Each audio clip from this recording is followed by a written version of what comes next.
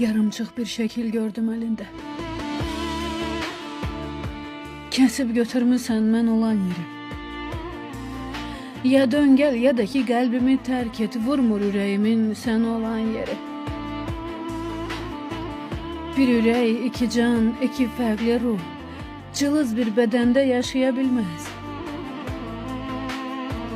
Dünyanın yükü var çiyinlərində, kişilər iki can daşıya bilməz.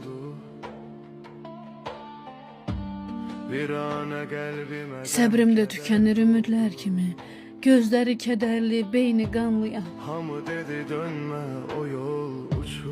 Kişilər iki can daşımaz dedim. Mən səni sevəndən iki canlıyam. Ne etsen de bir tek sana gelirim. Cehennem oduna atsan da beni, külüm soğurulsa da yine sönmürem. Zulmünle boğsan da her gece beni,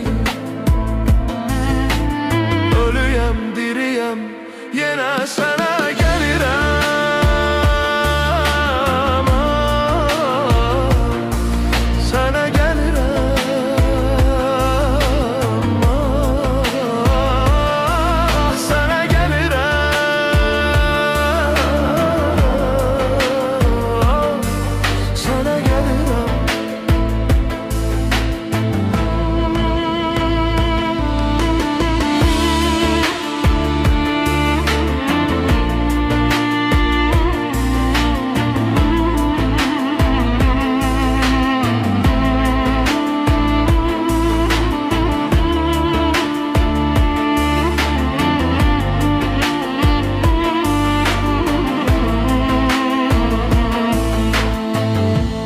Gururum taptanıp yerle bir oldu.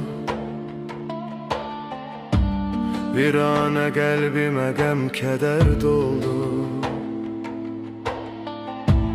Hamı dedi dönme, o yol uçurum.